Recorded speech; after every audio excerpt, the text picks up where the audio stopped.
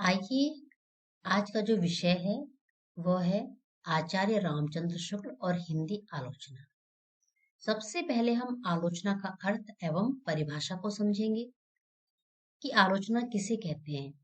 किसी साहित्यिक कृति के गुण दोषों का सम्यक परीक्षण करना ही आलोचना है। अर्थात कोई भी आलोचक जब किसी साहित्यिक कृति के गुण और दोषों का सम्यक परीक्षण करता है तो वही आलोचना कहलाती है।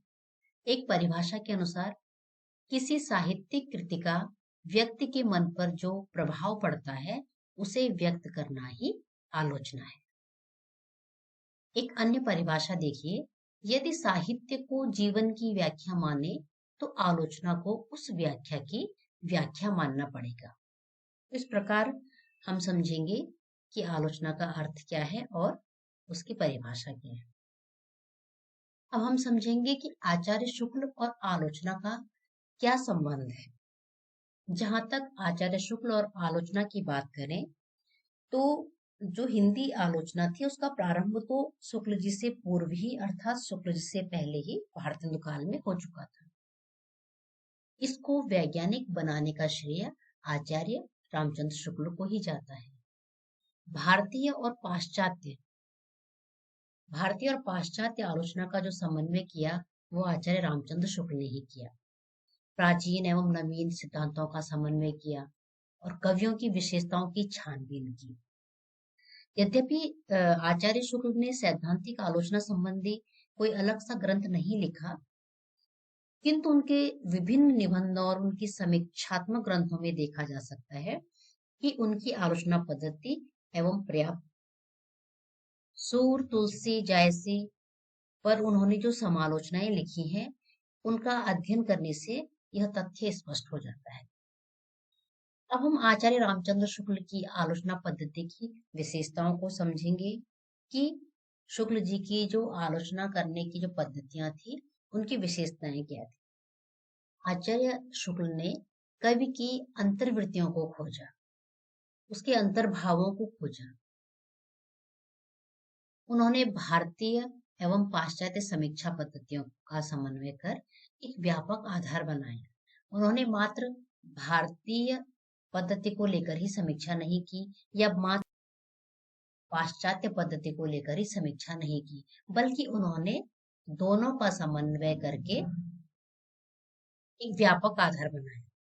तुलसी एवं जायसी की काव्य प्रतिभा को उभरने में योगदान। तुलसी एवं जायसी के विषय में जो उन्होंने आलोचना पद्धति अपनाई, उसी के कारण तुलसी और जायसी को एक नया आयाम मिला। हृदय एवं बुद्धि का सुंदर समन्वय। शुक्ल जी ने हृदय और बुद्धि का एक सुंदर समन्वय अपनी आलोचना के माध्यम से किया। गुण दोष पर समान दृष्टि। उन्होंने किसी भी कृति को लेकर उसके गुण और उसके दोषों को तटस्थ रूप में बताया या समझाया। काव्य के सूक्ष्म सौंदर्य का उद्घाटन। आचार्य शुक्ल ने किसी भी काव्य के सूक्ष्माति सूक्ष्म सौंदर्य के उद्घाटन को पाठकों के सामने रखा। तो इस प्रकार आचार्य रामचंद्र शुक्ल की जो आलोचना पद्धति है उसकी ये विशेषताएं हैं। अब हम आचार्य शुक्ल का समालोचना में महत्व क्या है उसको समझेंगे कि आचार्य शुक्ल का जो आलोचना में महत्व है वो क्या महत्व है। तो आचार्य शुक्ल हिंदी के सर्वश्रेष्ठ समालोचक कहे जा सकते हैं। भारतीय युग में समालोचना भले ही शुरू हो गई थी लेकिन थोड़ा शिथिल और अस्पष्ट थी। द्विवेद युग में भी उसमें थोड़ा सुधार हुआ, लेकिन उसके जो शैली थी उसमें एक सौंदर्य का अभाव था। तो यहाँ पर जब आचार्य शुक्ल की बात आती है तो आपको हिंदी के सर्वश्रेष्ठ आलोचकों में से एक माना जाता है। भारतीय व पाश्चात्य समीक्षा को जिस तरह से आपने व्यवस्थित एवं प्रौढ़ स्वरूप प्रदान किया वह वाकई सराहनीय है। कवि व काव्य की समुचित व्याख्या की। आचार्य शुक्ल ने किसी भी कवि की और उसके काव्य की समुचित व्याख्या की।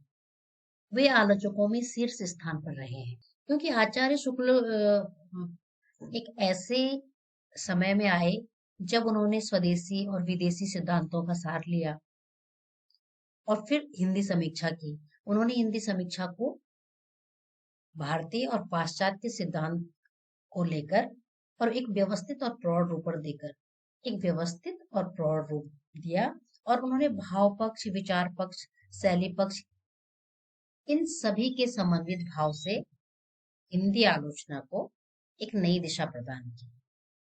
आचार्य शुक्ल ने अपने समय में स्वदेशी और विदेशी सिद्धांतों अर्थात भारतीय और पाश्चात्य सिद्धांत को लेकर एक सार रखा और हिंदी समीक्षा को एक व्यवस्थित एवं प्रौढ़ स्वरूप प्रदान किया। उन्होंने भाव पक्ष हो, विचार पक्ष हो अथवा शैली पक्ष, इन सबके समन्वित भाव से ही विचार करके किसी आलोचना को एक नई दिशा दी। और उन्होंने कवि और काव्य दोनों की समुचित व्याख्या की है और उन दोनों की समुचित व्याख्या करने की प्रणाली को भी उन्होंने जन्म दिया। तो निष्कर्ष रूप से हम कह सकते हैं कि शुक्ल जी हिंदी के आलोचकों में शीर्ष स्थान पर थे।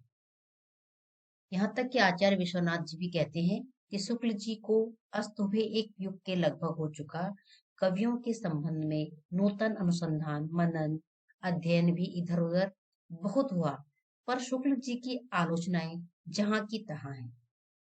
तो इस प्रकार हमने आज आचार्य शुक्ल के आलोचना को समझा।